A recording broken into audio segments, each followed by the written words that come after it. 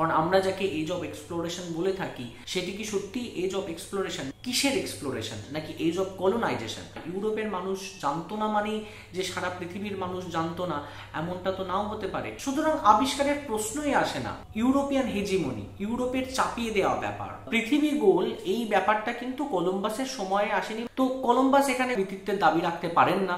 তো তিনি জানতেও চাইলেন না যে তারা আসলে কারা। ঈশ্বর রেগে যাবেন, কলম্বাসকে বন্দি করা হয়। হ্যাঙ্গোভার আমরা হয়তো এখনো কাটিয়ে উঠতে পারি না।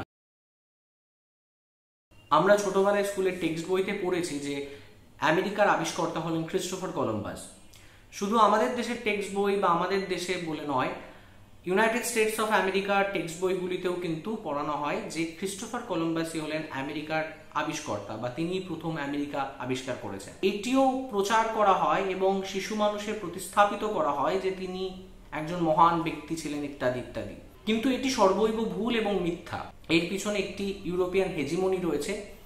কি এবং কিভাবে এবং কেন, সেটি আমরা আজকের এই ভিডিওতে জেনে নেব। প্রথমেই বলি, ক্রিস্টোফার কলম্বাস একজন ইতালীয় নাবিক ছিলেন, মতান্তরে তিনি পর্তুগিজ নাবিক। ক্রিস্টোফার কলম্বাস সর্বপ্রথম জলপথে ভারত তথা এশিয়া আবিষ্কারের উদ্দেশ্যে পর্তুগালের রাজার কাছে প্রার্থনা করেন যে যাতে তাকে তারা জাহাজ, সৈন্য, লোকবল, খাদ্য সামগ্রী ইত্যাদি দিয়ে সাহায্য করে। কিন্তু পর্তুগালের রাজা এতে সম্মত না হয়। অতঃপর কলম্বাসের ভাইয়েরা তারা ইংল্যান্ড, ফ্রান্স ইত্যাদি রাজার কাছে প্রার্থনা করতে থাকেন, কিন্তু তারাও তাতে সম্মত না হয়। অবশেষে ক্রিস্টোফার কলম্বাস স্পেনের রানী ইজাবেলাকে রাজি করান এবং তিনি তাকে 3টি জাহাজ দিয়ে এবং কিছু লোকবল দিয়ে সাহায্য করেন। এই 3টি জাহাজ ছিল নিনিয়া, পিন্টা এবং সান্টা মারিয়া। এই 3টি জাহাজ নিয়ে 1492 সালের অগস্ট মাসে ক্রিস্টোফার কলম্বাস সাথে কিছু লোকবল, খাদ্য সামগ্রী ইত্যাদি নিয়ে জলপথ ধরে পশ্চিম দিকে যাত্রা শুরু করেন। 1492 খ্রিস্টাব্দের 12 অক্টোবর তিনি প্রথম আমেরিকা মহাদেশের একটি, বর্তমানে এখন দ্য বাহামাস বলে যে দেশটি আছে, তার ভূখণ্ডে উপস্থিত হন এবং বলা হয় সান সালভাদর আইল্যান্ড বলে যে আইল্যান্ডটি আছে তাতেই প্রথম কলম্বাস উপনীত হন বা পদার্পণ করেন, এবং সেটি 12 অক্টোবর 1492 সালে। আর কয়েক মাসের মধ্যেই তৎকালীন হিসপ্যানিওলা বা বর্তমানকালে যে দ্বীপটিকে দুটি রাষ্ট্র আছে, একটি ডমিনিকান রিপাবলিক এবং আরেকটি হাইতি, এই অঞ্চলে পদার্পণ করেন এবং একেবারে শেষে 1498 সালে তিনি দক্ষিণ আমেরিকা মহাদেশের, বর্তমানে ভেনেজুয়েলা দেশের উত্তর ভাগে পদার্পণ করেন। অর্থাৎ ক্রিস্টোফার কলম্বাস কিন্তু দক্ষিণ আমেরিকা মহাদেশের পদার্পণ করতে পেরেছিলেন, কিন্তু উত্তর আমেরিকা মহাদেশের মূল ভূখণ্ডে তিনি কখনোই পৌঁছাতে পারেননি। কলম্বাস মোট 4টি যাত্রা করেছিলেন সমুদ্র পথ ধরে। লাস্টের যাত্রাটিতে তিনি দক্ষিণ আমেরিকা মহাদেশের মূল ভূখণ্ডে অর্থাৎ ভেনেজুয়েলার উত্তর ভাগে উপস্থিত হন। আমেরিকা যে দেশটি আছে সে দেশটিতে তো কখনোই পৌঁছাতে পারেননি। জলপথ ধরে পশ্চিম দিকে কলম্বাসের এই যে যাত্রা, সেটিও কিন্তু কোনো মহৎ উদ্দেশ্যে ছিল না। তিনি চেয়েছিলেন জলপথে একটি পথ আবিষ্কার করার, যাতে করে ভারত তথা চীন তথা সমগ্র এশিয়ার সাথে ইউরোপের বাণিজ্যিক একটি পথ তৈরি করা যায়, যাতে করে ইউরোপীয়রা খুব সহজেই ভারতের সাথে, চীনের সাথে, জাপানের সাথে তথা সমগ্র এশিয়ার সাথে বাণিজ্য করতে পারে। এর আগে কি বাণিজ্য হতো না? অবশ্যই হতো। এর আগে যে বাণিজ্যের পথটি ছিল সেটি হলো স্থলভাগ ধরে। ইউরোপীয়রা দীর্ঘদিন ধরে একটি স্থলপথ ধরে বাণিজ্য করত, সেই পথটির নাম হলো রেশম পথ বা সিল্ক রোড। কিন্তু বিষয়টি হলো যে এই সিল্ক রোডে আরব বণিক এবং চীনের বণিকদের প্রাধান্য ছিল এবং তারাই বেশিরভাগ এই পথটি জানতো। নানা সময় নানা কারণে কোনো রকমভাবেই ইউরোপীয়রা কিন্তু কখনোই খুব একটা নিজেদের প্রাধান্য সেখানে বিস্তার করতে পারেনি। আর ভারতবর্ষে, চীনে, জাপান ইত্যাদি এশিয়ার কান্ট্রিজগুলিতে তখন প্রাচীনকালে প্রচন্ড রকমভাবে ভালো ভালো স্পাইসেস, সিল্ক, গোল্ড, নানা রকম জেমস, রত্ন ইত্যাদি নানা রকম জিনিস ব্যবসা বাণিজ্য হতো, যেগুলো ইউরোপে খুব একটা পাওয়া যেত না। সেইগুলো কিন্তু এই রেশম পথ বা সিল্ক রোড ধরেই ইউরোপে গিয়ে পৌঁছাতো। কিন্তু আগেই বললাম যে এই পথে আরব বণিক এবং চীনের বণিকদের প্রাধান্য প্রচন্ড বেশি ছিল, যার জন্য ইউরোপীয়রা খুব একটা এখানে মুনাফা লাভ করে উঠতে পারছিল না। 1453 সালে যখন কনস্টান্টিনোপলের পতন ঘটে, তারপরে অটোমান এম্পায়ার সেখানে কনস্টান্টিনোপলে প্রতিষ্ঠিত হওয়ার পরে কিন্তু এই যে রেশম পথ বা সিল্ক রোড, এখানে মাঝে মাঝে ব্লকেড হতো এবং এইখান থেকে খুব একটা মুনাফা ইউরোপীয়রা করে উঠতে পারছিল না। ফলত তারা চেষ্টা শুরু করে যে কিভাবে অন্য কোনো পথ ধরে ভারতের সাথে বা চীনের সাথে বা সমগ্র এশিয়ার সাথে বাণিজ্য করা যেতে পারে।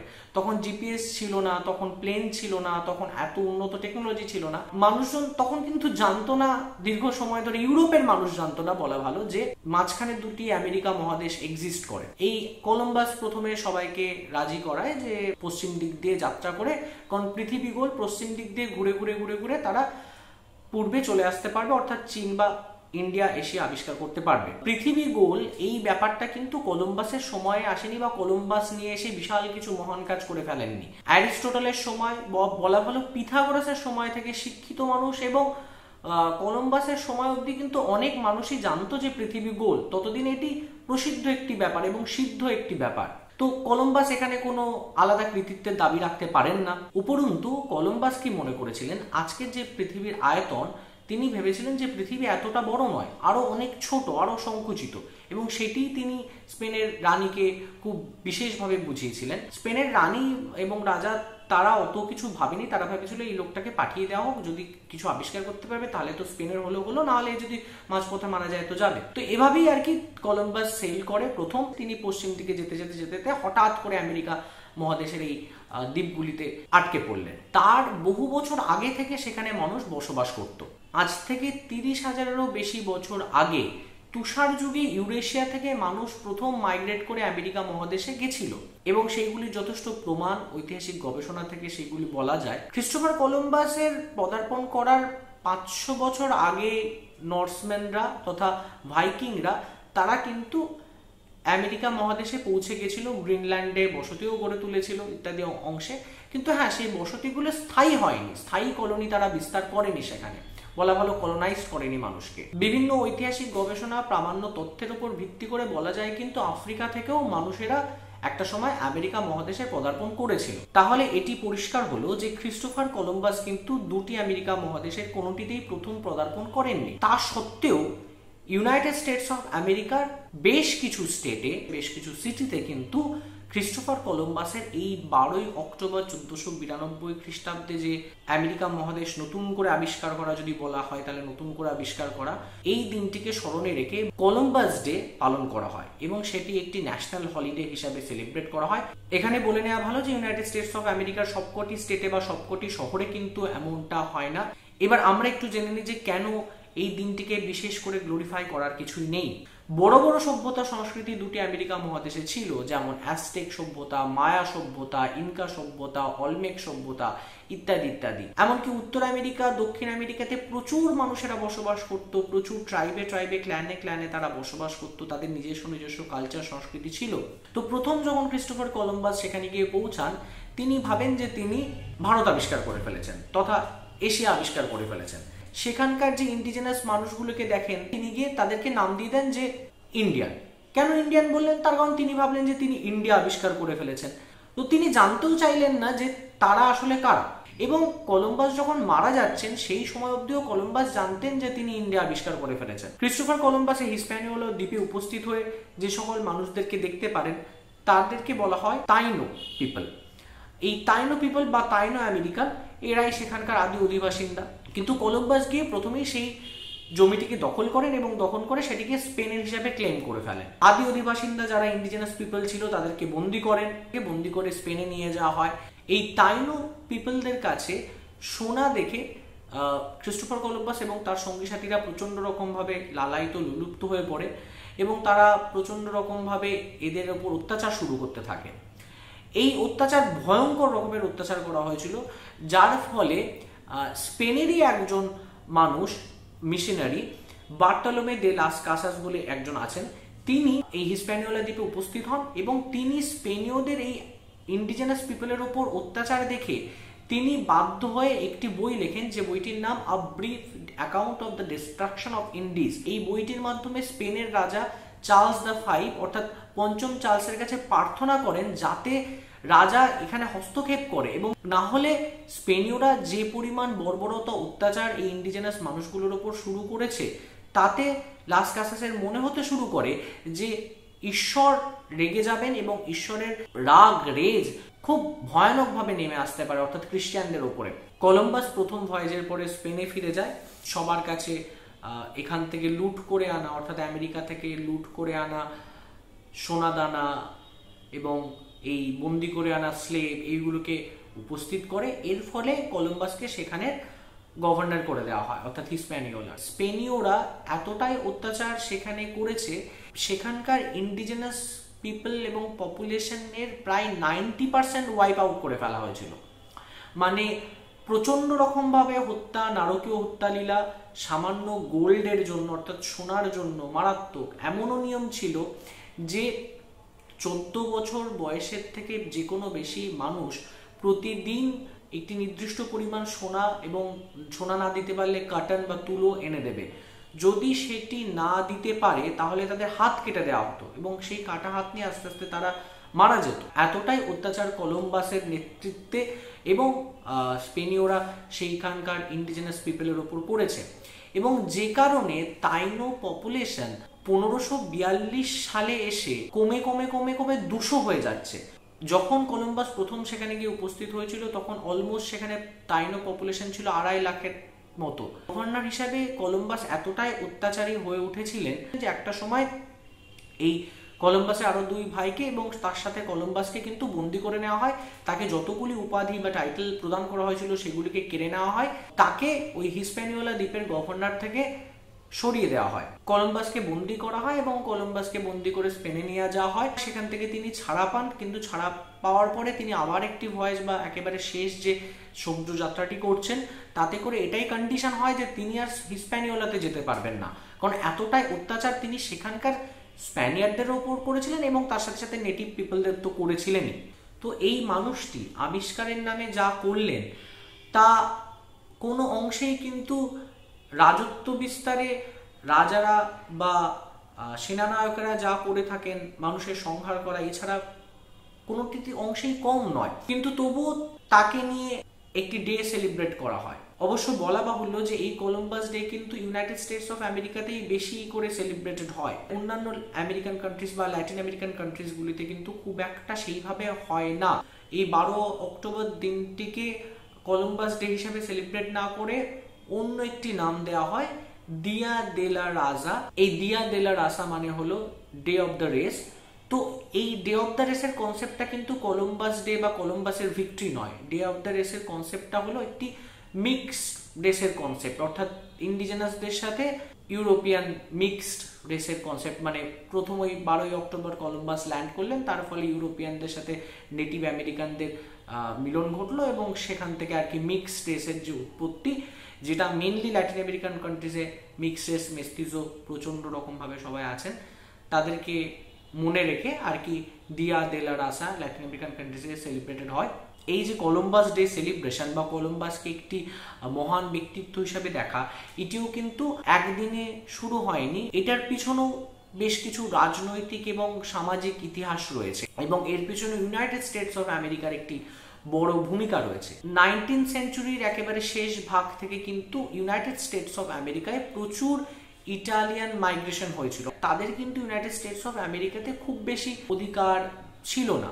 কলম্বাস যেহেতু ইটালির মানুষ ছিলেন, সুতরাং তারা আর কি কলম্বাসকে একটা হিরো মতন করে দেখতে শুরু করে। ওয়াশিংটন ইরভিং 1828 সালে এই যে ক্রিস্টোফার কলম্বাসের বায়োগ্রাফি লিখলেন, এখানে তিনি ক্রিস্টোফার কলম্বাসকে একটি বিশাল বড় মহান ব্রেভ অসামান্য একটি ব্যক্তিত্ব হিসাবে। এরপর থেকে কি হতে থাকলো, আমেরিকা বা United States of America Christopher কলম্বাসকে একটি বিশাল বড় ঐতিহাসিক এবং মিথিক্যাল ব্যক্তিত্ব অলমোস্ট গড়ে তুললো। এ সময় কি হয়েছিল, ইউনাইটেড স্টেটস অফ আমেরিকা ব্রিটেনের কাছ থেকে স্বাধীন হয়েছিল এবং তাদের দরকার ছিল কিছু আইডল পার্সন যাদেরকে তারা নেশন গঠনে কাজে লাগাতে পারে, তারা নেশনের আদর্শ ব্যক্তি হিসেবে মনে করতে পারে। কিন্তু যেহেতু ব্রিটেনের থেকে স্বাধীন হয়েছে, সুতরাং এমন কোনো মানুষকে তারা নেবে না যারা ব্রিটেনের অধিবাসী ছিল। সুতরাং এখানে ক্রিস্টোফার কলম্বাস একটি দারুণ আর কি সেফটি ভাল্ভ টাইপের হয়ে গেল, যে সে একাধারে ব্রিটেনের মানুষ নয়, ইটালির মানুষ ছিল এবং সে আবার আমেরিকা আবিষ্কারের সূত্র ধরে, অর্থাৎ মডার্ন যুগে আমেরিকা আবিষ্কারের সূত্র ধরে, যেটাকে আমেরিকা আবিষ্কার বলা হচ্ছে সেটা আসলে কলোনাইজেশন। তো সেই কলোনাইজেশনের সূত্র ধরে প্রথম ইউরোপীয় মানুষদেরকে এনে ফেলেছিল আমেরিকা মহাদেশে, সেখান থেকে আজকে আমেরিকার দেশটিরও জন্ম হয়েছে। তো যাই হোক, এই করে একটি ঘোট পাকিয়ে করা হলো যে চলো কলম্বাস হলো রাজা। তো এইভাবে আস্তে আস্তে আমেরিকাতে কিন্তু কলম্বাসের মিথ, কলম্বাস সম্বন্ধে বিশাল গুণগান ইত্যাদি গাওয়া শুরু হতে থাকলো, কলম্বাস ডে তৈরি হলো। কিন্তু আদতে এই কলম্বাস ডেতে কি কিন্তু নেটিভ আমেরিকানরা বা ইন্ডিজেনাস পিপলরা তারা কিন্তু খুব ভালোভাবে নেন না, কারণ কলম্বাসের এই যে আমেরিকাতে আগমন, সেই দিনটিই কিন্তু আমেরিকার আদি অধিবাসিন্দা বা তাদের নেটিভ পপুলেশন যারা সেখানে ছিল তাদের মৃত্যু ঘণ্টা বাজিয়ে তুলল। এবং এর ফলে কলম্বাসের সূত্র ধরে পরবর্তীকালে যত ইউরোপিয়ান শক্তি সেখানে গেছে তারা দুটি আমেরিকা মহাদেশকে কলোনাইজ করেছে। স্প্যানিশে কিন্তু ক্রিস্টোফার কলম্বাস বা পর্তুগিজেও কিন্তু ক্রিস্টোফার কলম্বাস বলে কোনো শব্দ পাওয়া যায় না। যেটি পাওয়া যায় মানে ক্রিস্টোফার কলম্বাসের স্প্যানিশ যে নামটি বা পর্তুগিজ নাম সেটি হলো ক্রিস্টোবাল কোলন। তো এই ক্রিস্টোবাল কোলনে কিন্তু ক্রিস্টোফার কলম্বাস, শুধু আমি বলে কথা নয়, আমার সাথে বা অনেক ঐতিহাসিক যারা আছে তারাও শুধুমাত্র কথা নয়, এই মুহূর্তে ইউনাইটেড স্টেটস অফ আমেরিকা বলুন বা ল্যাটিন আমেরিকার কান্ট্রিজে তো অবশ্যই আছে, অধিকাংশ মানুষই কিন্তু, অনেক মানুষই কিন্তু তাকে আর খুব হিরো ফিগার হিসেবে দেখতে চায় না, কারণ ইতিহাসকে রিথিঙ্ক করার হয়তো সময় এসেছে। কারণ আমরা যাকে এজ অফ এক্সপ্লোরেশন বলে থাকি সেটি কি সত্যি এজ অফ এক্সপ্লোরেশন? মানে কিসের এক্সপ্লোরেশন? মানে যা অলরেডি এক্সপ্লোর্ড, যা অলরেডি মানুষজন জানতো, হতে পারে কোনো একটা জায়গাকার মানুষ জানতো না, ইউরোপের মানুষ জানতো না মানেই যে সারা পৃথিবীর মানুষ জানতো না এমনটা তো নাও হতে পারে। কারণ আর জানারই বা এই প্যারামিটার আসবে কেন, যেখানে আমেরিকার দুটো মহাদেশে অসংখ্য মানুষ দীর্ঘদিন ধরে বসবাস করেছে এবং শুধু তারা ছড়িয়ে ছিটিয়ে বসবাস করেনি, তারা যথেষ্ট বড় বড় সভ্যতা সেখানে গড়ে তুলে বসবাস করেছিল। সুতরাং আবিষ্কারের প্রশ্নই আসে না, এই পুরোটাই একটি ইউরোপিয়ান হেজিমনি, ইউরোপের চাপিয়ে দেওয়া ব্যাপার। হ্যাঙ্গোভার আমরা হয়তো এখনো কাটিয়ে উঠতে পারি না, যার জন্য টেক্সট বইতে বিভিন্ন জায়গায় পড়ানো হয় যে এজ অফ এক্সপ্লোরেশন, যে যাকে আমরা এজ অফ এক্সপ্লোরেশন বলছি তা কি সত্যি এজ অফ এক্সপ্লোরেশন নাকি এজ অফ কলোনাইজেশন? তার কারণ এই যে 1492 সালে ক্রিস্টোফার কলম্বাস আমেরিকাতে পদার্পণ করে, সেখান থেকেই কিন্তু ইউরোপিয়ান কলোনাইজেশন আমেরিকাতে শুরু। তাদের সব পুরনো সভ্যতা সংস্কৃতি শেষ করে আগুন জ্বালিয়ে ধ্বংস করে দিচ্ছে তাদের নেটিভ পিপল পপুলেশন, ইন্ডিজিনাস মানুষ, যাবতীয় কালচার সবকিছুকে তারা জ্বালিয়ে পুড়িয়ে ছাড়খাড় করে দিচ্ছে। এত ভয়ঙ্কর অত্যাচার করছে যার ফলে আজকে তাদেরকে খুঁজে পাওয়াই অলমোস্ট যায় না। বলতে গেলে তাদের টোটাল পপুলেশনের 10%-এরও কম মানুষ বেঁচে আছে এখন, নিজেদের কলোনি বিস্তার করছে এবং নাম দিচ্ছে new England, new Spain, new France, new Portugal. ভাবা যায় যখন এটা আবিষ্কার হলো এই দুটো আমেরিকা মহাদেশ, তারা মনে করলো নতুন জায়গা, নতুন ভূখণ্ড, সুতরাং নিউ ওয়ার্ল্ড, এবং নিউ ওয়ার্ল্ডকে নিজেরা ক্লেম করছে যেন নিজেদের সম্পত্তি, নিজেদের পৈতৃক সম্পত্তি। এক্সপ্লোর করা কিসের জন্য? কোনো ভালো কাজের জন্য নাকি এজ অফ কলোনাইজেশন, যেখান থেকে উপনিবেশ বিস্তার শুরু, কলোনাইজেশনের যুগ শুরু, এবং এই আমেরিকান কলোনাইজেশনের সূত্র ধরে আস্তে আস্তে কিন্তু পরবর্তীকালে আফ্রিকাও কলোনাইজড হচ্ছে, এশিয়াও কলোনাইজড হচ্ছে, আমাদের ভারতবর্ষ কলোনাইজড হচ্ছে পরবর্তীকালে। আমার মনে তো প্রশ্ন জাগেই, আপনাদের হয়তো প্রশ্ন মনে জাগতেই পারে, এই ক্রিস্টোফার কলম্বাস তিনি কি আদৌ একজন এক্সপ্লোরার নাকি তিনি কলোনিয়ালিস্ট? তো আজকের মতো এটুকুই ছিল ক্রিস্টোফার কলম্বাস সম্বন্ধে বলার যা কিছু। এবং এই কথাটি শুধুমাত্র আজ আমি বলছি বা বিভিন্ন ঐতিহাসিকরা বলছেন, বিভিন্ন তত্ত্ব মতামতে বলা হচ্ছে তা নয়। আজকের দিনে ইতিহাসকে রিথিঙ্ক করা হচ্ছে এবং আমেরিকার মানুষ তারা নিজেরাই কিন্তু ইতিহাসকে রিথিঙ্ক করছেন, যে কারণে কলম্বাসের মূর্তি ভেঙে ফেলা হচ্ছে বা যে কারণে কলম্বাসের হাতে রক্তের চিহ্ন এঁকে দেওয়া হচ্ছে বা কলম্বাসকে বলা হচ্ছে যে তিনি প্রথম স্লেভারি শুরু করেছিলেন, এবং সে কারণেই মানুষ কিন্তু কলম্বাসের ভূমিকা নিয়ে প্রশ্ন করছে এবং মানুষ কলম্বাসকে আজকে একজন হিরোর জায়গা থেকে নস্যাৎ করে একজন কি সেটা আপনারাই ডিসাইড করুন। আবার দেখা হবে পরে এরকমই কিছু একটা নতুন ভিডিও নিয়ে। আজকের জন্য এ পর্যন্তই, ধন্যবাদ।